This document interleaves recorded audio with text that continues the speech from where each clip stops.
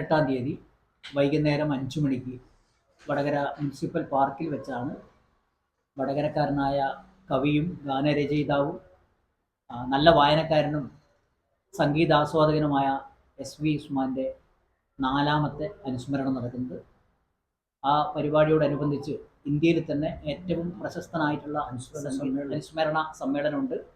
അനുസ്മരണ സമ്മേളനത്തിന് ശേഷം ഇന്ത്യയിൽ തന്നെ ഏറ്റവും പ്രഗത്ഭനായ സംഗീതജ്ഞൻ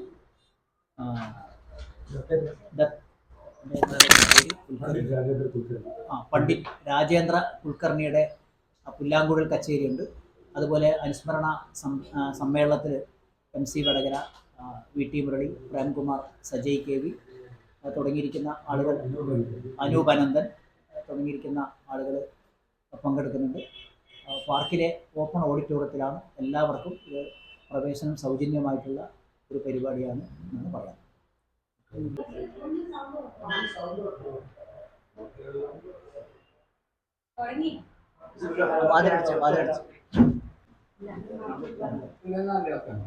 പ്രിയപ്പെട്ടവരെ, എല്ലാവർക്കും എൻ്റെ വ്യക്തിപരമായ നമസ്കാരം. ഞാനിപ്പോൾ സംസാരിക്കുന്നത് നമ്മുടെ 18-ാം തീയതി ജനുവരി 18 എസ്.വി. ഉസ്മാൻ അനുസ്മരണവുമായിട്ട് ബന്ധപ്പെട്ട പരിപാടി.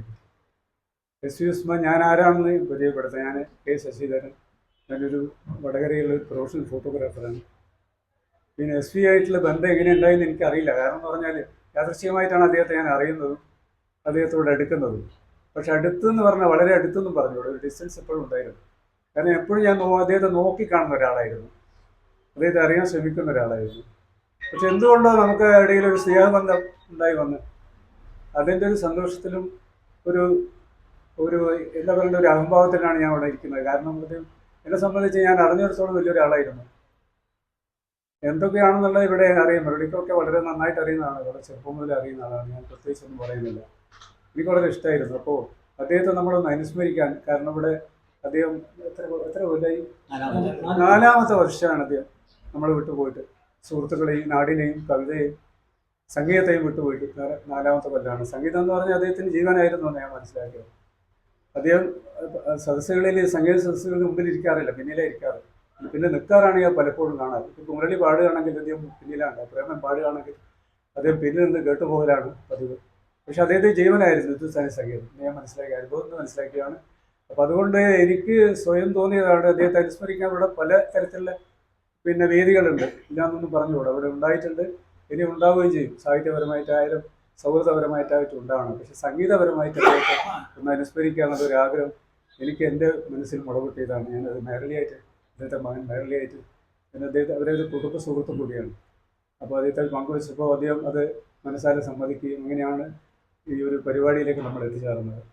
അപ്പോൾ നമ്മളൊരു കൂട്ടായ്മ ഉണ്ടായിട്ട്, ഇതൊരു ഒരു ഒരു ഒരു കമ്മിറ്റി ഫോം ചെയ്തിട്ടുള്ള പരിപാടിയല്ല, ഒരു കൂട്ടായ്മയുടെ പരിപാടിയാണ്. എസ്.വി. ഉസ്മാൻ്റെ സുഹൃത്തുക്കൾ കുടുംബമാണ് ഇത് നടത്തുന്നത്. ഈ പരിപാടി വിജയിക്കാൻ എല്ലാവരും ആഗ്രഹിക്കണം.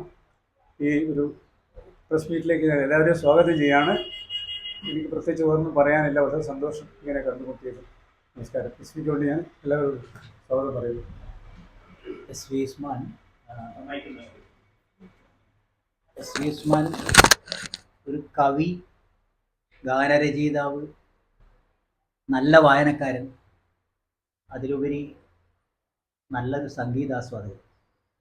ഹിന്ദുസ്ഥാനി സംഗീതവും ഗസലും കർണാടക സംഗീതമൊക്കെ എസ്.വിയുടെ രക്തത്തിൽ അലിഞ്ഞു ചേർന്നതാണ്.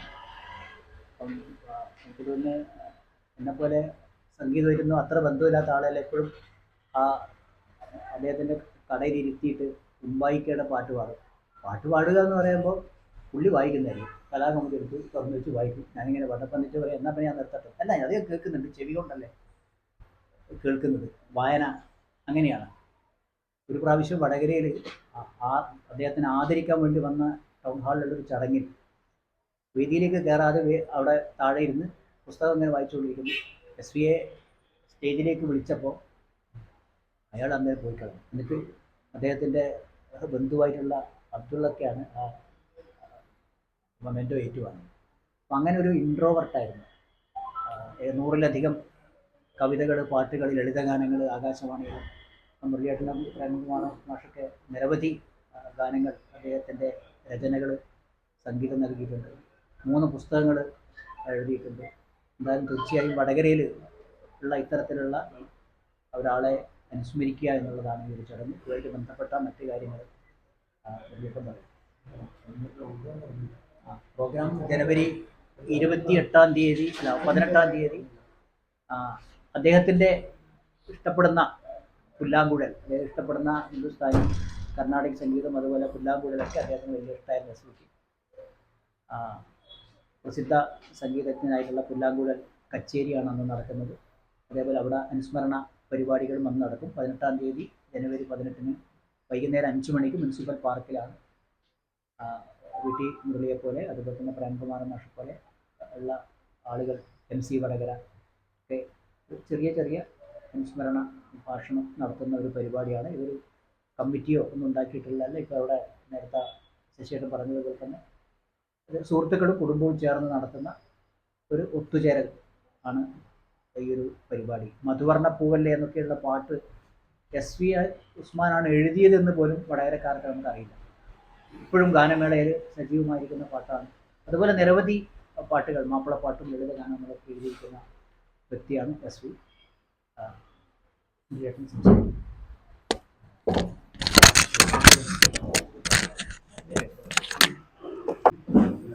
SV ഉസ്മാൻ എന്ന കവി, ഗാനരചയിതാവ്, സംഗീതാസ്വാദകൻ എന്ന നിലയിലൊക്കെ വളരെ പ്രാഗൽഭ്യം ഉണ്ടായിരുന്ന ഒരാളാണ്. പക്ഷെ അദ്ദേഹത്തിൻ്റെ പ്രാധാന്യം മോഹൻ സൂചിപ്പിച്ചതുപോലെ മലയാളി പോട്ടെ, വടകരക്കാരൻ തന്നെ തിരിച്ചറിഞ്ഞിട്ടുണ്ടോ എന്ന സംശയമാണ്. അതെല്ലാം ഇങ്ങനെ നമ്മൾ സെൽഫ് പ്രൊമോട്ടിംഗ് എന്ന് പറയുന്ന ഒരു കാലഘട്ടത്തിൽ ഇപ്പം മോഹനം പറഞ്ഞതുപോലെ ഇൻട്രോവേർട്ടായി നിൽക്കുന്ന ഒരാൾക്കത് കഴിഞ്ഞെന്ന് വരില്ല. പത്രങ്ങളിൽ വരാനോ അല്ലെങ്കിൽ മറ്റ് മാധ്യമങ്ങളിലൂടെ ശ്രദ്ധ കേന്ദ്രീകരിക്കാനോ ഒന്നും താല്പര്യം കാണിച്ചിട്ടില്ലാത്ത ഒരാളാണ്. അദ്ദേഹം മരിച്ചപ്പോൾ ദേശാഭിമാനിയുടെ അന്നത്തെ വാരിക എഡിറ്ററായിരുന്ന CP അബൂബക്കർ മാസ്റ്റർ എന്നോട് പറഞ്ഞു, മുരളിക്ക് അടുത്തറിയുന്നല്ലേ, ഒരു ലേഖനം അയച്ചു തരണം ദേശാഭിമാനി വാരികക്കായിട്ട് കൊണ്ടിട്ട്. ഞാൻ അദ്ദേഹത്തെക്കുറിച്ച് ഒരു ലേഖനം എഴുതുകയും അത് ദേശാഭിമാനി വാരികയിൽ പ്രസിദ്ധീകരിക്കുകയും പിന്നീട് വന്ന് എൻ്റെ പുസ്തകത്തിൽ അത് പ്രസിദ്ധീകരിക്കുകയും ചെയ്തിട്ടുണ്ട്. പക്ഷെ ആ ലേഖനം എഴുതാൻ വേണ്ടിയിട്ട് ഞാൻ വളരെ താല്പര്യപൂർവ്വം നേരത്തെ കവിതകളൊക്കെ വായിച്ചിട്ടുണ്ട്, പുസ്തകങ്ങളൊക്കെ കണ്ടിട്ടുണ്ട്. ആദ്യത്തെ പുസ്തകം ഇറക്കുന്ന സമയത്ത് തന്നെ പല സന്ദർഭത്തിലും ഞാനായിട്ടൊക്കെ കൺസൾട്ട് ചെയ്തിട്ടുള്ളതാണ്. ബലിമൃഗങ്ങളുടെ രാത്രി അല്ലേ ആദ്യത്തെ, അത് ബലിമൃഗങ്ങളുടെ രാത്രിയല്ലേ ആദ്യത്തെ ആ പുസ്തകത്തിൻ്റെ സമയത്ത്. പക്ഷെ പിന്നീട് ഞാൻ ഈ ലേഖനം എഴുതാൻ വേണ്ടിയിട്ട് എനിക്കത്ര അങ്ങനെ ഒരു സാഹിത്യ നിരൂപകൻ എന്നുള്ള നിലക്കൊന്നുള്ള ഒരാളൊന്നും അല്ലല്ലോ ഞാൻ. ഇപ്പോൾ എഴുതാൻ വേണ്ടിയിട്ട് ഞാൻ ശ്രദ്ധിച്ചപ്പോൾ അതിൽ മലയാളത്തിലെ ഏറ്റവും വലിയ ധിഷണാശാലിയായിട്ടുള്ള ഒരാളാണ് അദ്ദേഹത്തിന് അവതാരിക എഴുതിയിട്ടുള്ളത്. അത് GN പിള്ളയാണ്. GN പിള്ള സാറ് പൊതുവെ അങ്ങനെയൊന്നും എഴുതാത്ത ഒരാളാണ്. പക്ഷേ എന്തുകൊണ്ടാണ് ഞാൻ ആലോചിച്ചത്, എന്തുകൊണ്ടാണ് ഇത്രയും അധികം നിരൂപകന്മാരും ഇത്രയധികം ആളുകളും വെച്ചുകൊണ്ട് SV പിള്ള സാറിനെ സമീപിച്ചതെന്ന് വരെ ഞാൻ അത്ഭുതപ്പെടുത്തുകയുണ്ടായി. അദ്ദേഹത്തിൻ്റെ എനിക്ക് തോന്നുന്നത് ആ പുസ്തകത്തിൻ്റെ ഉള്ള പേജുകളിൽ പകുതി ഭാഗവും അദ്ദേഹത്തിൻ്റെ പഠനമാണ്, GN പിള്ള സാറിൻ്റെ പഠനമാണ്. അത് അതിഗഹനമായ രീതിയിലുള്ള പഠനമാണ്. അത് വേറൊരു പുസ്തകമാക്കാനുള്ള രീതിയിലുള്ള അത്രയും വലിയൊരു പഠനമാണ് അദ്ദേഹം നടത്തിയിട്ടുള്ളത്. അത് രണ്ടുപേരും അക്കാര്യത്തിൽ എനിക്ക് അത്ഭുതം ഉണ്ടായി. കാരണം SV ഉസ്മാനെ പോലെ അപ്രശസ്തനായ ഒരാളുടെ ഒരു പുസ്തകത്തിന് ഇത്രയും ഗഹനമായി പഠിക്കുക, അതുപോലുള്ള ഒരു വലിയ ദക്ഷിണാശാലി എന്ന് പറയുന്നത് എന്നെ അത്ഭുതപ്പെടുത്തിയൊരു കാര്യമാണ്. തിരിച്ച് SV എങ്ങനെയാണ് അദ്ദേഹത്തിൻ്റെ മനസ്സിൽ, SV-യുടെ മനസ്സിൽ GN പിള്ളയെ കൊണ്ടു നടന്നതെന്നുള്ളതും എന്നിൽ അത്ഭുതം ഉണ്ടാക്കി. അപ്പോൾ അത് ഞാൻ എൻ്റെ ലേഖനത്തിൽ തന്നെ പല സ്ഥലത്തും അത് കോട്ട് ചെയ്യുന്നുണ്ടായിരുന്നു. അദ്ദേഹത്തിൻ്റെ വാചകങ്ങൾ SV എങ്ങനെയാണ് അദ്ദേഹം കാണുന്നത് എന്നുള്ള, SV-യുടെ കവിതയെ എങ്ങനെയാണ് കാണുന്നത് എന്നുള്ളതൊക്കെ ഞാൻ കോട്ട് ചെയ്തിട്ടുണ്ട്. ഞാൻ അതിൻ്റെ കോപ്പി നിന്ന് എടുക്കാൻ മറന്നുപോയി. അപ്പോൾ അങ്ങനെ GN പിള്ളയെ പോലുള്ള ഒരാൾ പിന്നെ ശ്രദ്ധിച്ച ഒരാളെ വടകരക്കാരൻ ശ്രദ്ധിച്ചില്ല. വടകരയിലെ ഒരു സാംസ്കാരിക ജീവിതം അല്ലെങ്കിൽ സാംസ്കാരിക മേഖലയിലുള്ള ആളുകൾ, വായനക്കാർ എന്ന് പറയുന്ന ഒരു സമൂഹം ശ്രദ്ധിച്ചില്ല എന്നുള്ളത് വലിയ ദുഃഖകരമായിട്ടുള്ളൊരു കാര്യമാണ്. ഇതെന്തായാലും നന്നായി ഇങ്ങനെയൊരു പരിപാടി വെച്ചത്. പക്ഷേ എനിക്ക് തോന്നുന്നത് കുറച്ചുകൂടി അദ്ദേഹത്തിൻ്റെ ഇപ്പം GN പിള്ള ചെയ്തതുപോലെ ഒരു പഠനം വടകര വാസ്തവത്തിൽ സാധിക്കുമായിരുന്നു. അതിപ്പോൾ വടകര ഇപ്പോൾ അതിനെ പറ്റിയ ആളുകളുണ്ട്, അല്ലെങ്കിൽ സജയ് KV, പിന്നെ അതുപോലെ നമ്മൾ രാജേന്ദ്ര അടുത്തുനിരയിലും പോലുള്ള ആളുകളൊക്കെ വെച്ചുകൊണ്ട് നമ്മൾ ഒരു ഇത് ചരമദിനത്തിന് തന്നെ ആവണമെന്നില്ല, മറ്റൊരു ദിവസവും നമുക്ക് വേണമെങ്കിൽ SV-യുടെ കൃതികളെ ആസ്പദമാക്കിയിട്ടുള്ള ഒരു സെമിനാറും കാര്യങ്ങളൊക്കെ സംഘടിപ്പിക്കാവുന്നതേ ഉള്ളൂ. എല്ലാവരും കൂടെ ഒരുമിച്ച് നിൽക്കുകയാണെങ്കിൽ അതൊക്കെ നടത്താവുന്നതേ ഉള്ളൂ.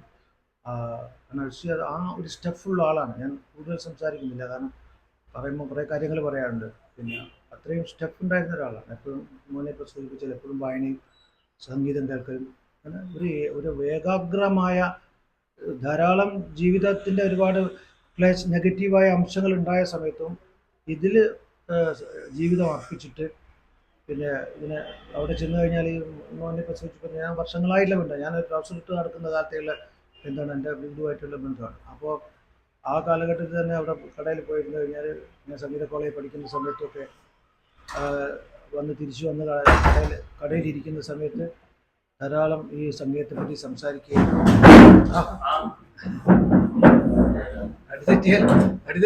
സംസാരിക്കുകയും എന്നെ കൊണ്ട് പാടിക്കുകയും ഒക്കെ ചെയ്യും. പക്ഷേ ഞാനിപ്പോൾ ഇതൊരു ഈ ഔട്ട് ഓഫ് നമ്മളെ ഇതിൽ വെച്ചിട്ട് പറയണേ, നമ്മൾ പത്രത്തിന് ആവശ്യമുള്ള കാര്യമല്ല പറയുന്നത്. പിന്നെ എൻ്റെ ജീവിതത്തിൽ നമുക്കുണ്ടെന്നാണ് എനിക്ക് തോന്നുന്നത്. കാരണം അയാൾ ആരോടും പറഞ്ഞിട്ടില്ലല്ലോ. അപ്പോൾ നമ്മളത് ഏറ്റെടുക്കേണ്ട ഉത്തരവാദിത്വം. ഈ പരിപാടി വലിയ ഗംഭീരമാക്കി തരാൻ നിങ്ങളെല്ലാവരും സഹകരിക്കണം. നിങ്ങളുടെ ഇതുപോലെയാണ് ഇവിടുത്തെ ആളുകളുടെ ഇതൊക്കെ ഉണ്ടാവുക.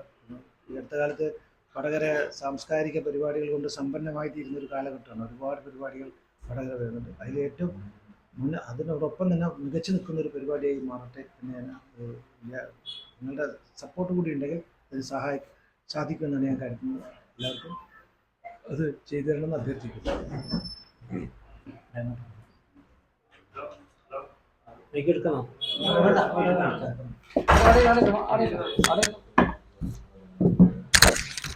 എല്ലാവർക്കും നമസ്കാരം. ജനുവരി 15 SVയെ കുറിച്ചുള്ള ഈ അനുസ്മരണ പരിപാടി മുന്നേറ്റം പറഞ്ഞ പോലെ നിങ്ങളാണ് അത് നല്ലൊരു ജനപങ്കാളിത്തം ഉണ്ടാക്കി തരേണ്ട ശ്രമം നടത്തേണ്ടത്. മരിച്ചവർക്ക് വേണ്ടി ഇന്നലെ മാറത്തുറങ്ങിയ പൊന്മണി മോനതാടിയിരിക്കുന്നു, മെഹറലി.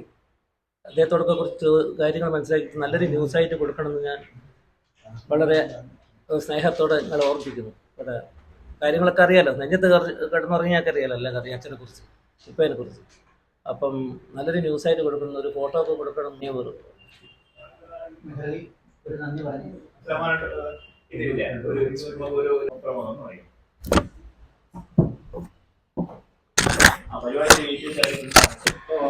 നന്ദി പറയാം. അത് മുരളീധരൻ പറഞ്ഞൊരു കാര്യം, GN പിള്ള സാറുണ്ട്. ഇപ്പോൾ കവിതയുടെ അവതാരിക എഴുതാൻ KA കൊടുങ്ങല്ലൂർ ഏൽപ്പിച്ചിരുന്നു. കുറേ മാസങ്ങൾ കഴിഞ്ഞു. അവസാനം KA കൊടുങ്ങല്ലൂർ പറഞ്ഞു, ഞാനിത് എഴുതുന്നില്ല, ഞാൻ വേറൊരാളെ ഏൽപ്പിക്കാൻ. അങ്ങനെ GN പിള്ള സാറിൻ്റെ അടുത്ത് കൊടുത്തു. GN പിള്ള സാറിൻ്റെ അടുത്ത് കൊടുത്തു കുറേ കാലം. അപ്പോൾ ഇപ്പോൾ 1-2 പ്രാവശ്യം അദ്ദേഹത്തിന് ഇപ്പോൾ അതിനൊക്കെ ഒരു തിരക്കുമില്ല, സാറ് സൗകര്യം പോലെ ചെയ്തിരുന്നു. അപ്പം GN പിള്ള സാർക്ക് ഇഷ്ടപ്പെട്ടു. ഇപ്പോൾ ഭരണഘടന ഒരു അടിസ്ഥാനത്തിലാണ് പറയുന്നത്, അവർക്ക് ഇഷ്ടപ്പെട്ടാണെങ്കിൽ നമുക്ക് എഴുതും. അങ്ങനെ GN പിള്ള സാറിൻ്റെ നേതൃത്വത്തിൽ നടത്തിയ സാഹിത്യ നിരൂപണം എന്നുള്ള ത്രൈമാസിക ഉണ്ടായിരുന്നു. അതിൽ ഈ കവിതാ സമാഹാരത്തിലുള്ള 2 കവിതകൾ, ഒന്ന് വെളിപാടും ഒന്ന് അസ്തമയക്കുറിപ്പുകൾ, എൻ്റെ ഓർമ്മ, അത് രണ്ടും ഈ സാഹിത്യ നിരൂപണം ത്രൈമാസികയിൽ അതിപ്പോൾ വളരെ സന്തോഷകരമാണ്. അങ്ങനെയൊന്നും ശ്രദ്ധിക്കപ്പെടാത്ത ഒരാൾക്ക് കിട്ടുന്ന അംഗീകാരം പോലെ ഇപ്പോൾ പലപ്രാവശ്യം പറഞ്ഞിട്ടുണ്ട്. കുറേ കാലം കഴിഞ്ഞ അവസാനം ഈ കവി വീട്ടും പറഞ്ഞ കറക്റ്റ് നമ്മൾ പറയുന്നത്, ആ കവിതാ സമാഹാരത്തിൽ കവിതകളുടെ എണ്ണത്തിനേക്കാളും കൂടുതൽ അവതാരിക ഒരു പഠനം എന്നാണ് എഴുതിയത്. പിന്നെ അതിൽ ചില യുവകവി എന്ന് എഴുതിയപ്പോൾ ചില ആളുകൾ തമാശ പറഞ്ഞതാണ്. അപ്പോൾ അന്നേരം യുവാവിന്റെ കാലഘട്ടം കഴിഞ്ഞിട്ടുണ്ടായിരുന്നു. അപ്പോൾ യുവകവി എന്ന നിലക്കായിരുന്നു GN പിള്ള സാറ് കണ്ടത്. അപ്പോൾ ഒരു വലിയൊരു ആദരവായിട്ട് പിന്നെ ഉള്ളൊരു കാര്യമാണ്. ഞാൻ ഇതിനടുത്ത് പറഞ്ഞാലും എന്തായാലും 18-ാം തീയതിയിലെ പരിപാടി വിജയനാവട്ടെ. ശശിയേട്ടനായിരുന്നു അതിങ്ങനെ കുറേ കാലമായി പറഞ്ഞിട്ടുണ്ടായിരുന്നു. അപ്പം ഞാൻ പറഞ്ഞു, ഇപ്പോൾ ഇങ്ങനെയുള്ള അവാർഡ് അനുസ്മരണം ഇങ്ങനെയൊന്നും പേഴ്സണലായിട്ട് ഇഷ്ടപ്പെടുന്ന ആളല്ല, അതുകൊണ്ട് എനിക്ക് അതിനോട് യോജിപ്പില്ല. അപ്പോൾ ഇവർ പറഞ്ഞാൽ ഇപ്പോൾ പാട്ടെല്ലാം ഭയങ്കര ഇഷ്ടപ്പെടുന്ന ആൾ, നമുക്ക് ഉപ്പാക്ക് ഒരു സംഗീത സമർപ്പണം ആയിക്കോട്ടെ നമുക്ക്. ഞാൻ പറഞ്ഞാൽ എന്നെ കൊണ്ട് കഴിയുന്നൊരു പിന്തുണയെല്ലാം ഞങ്ങൾക്ക് തരാം എന്ന്. അങ്ങനെ അവർ കമ്മിറ്റി ഒന്നും ഉണ്ടായില്ല. ഇതിന് ശേഷമാണ് പിന്നെ ഒരു ഗ്രൂപ്പ് ഉണ്ടാക്കില്ല. സാധാരണ നമ്മൾ ഒരാളെ അനുസ്മരണം നടത്തുമ്പോൾ വിളിച്ച് ആളെ പങ്കെടുത്ത് നമ്മൾ എന്ത് ചെയ്യണമെന്ന് ചെയ്യും. പക്ഷെ അതൊന്നുമില്ല, ഇത് ഒരു നിഷ്കളങ്കമായിട്ട് ഉറങ്ങാനും തുടങ്ങി. പിന്നെ എല്ലാവരും ഒന്ന് ചേർന്നു. കൂടുതൽ പറയുന്നില്ല. എന്നാലും എല്ലാ മീഡിയ പേഴ്സൺസിനോടും മുരളീധരൻ, ശശിയേട്ടൻ, മോഹൻ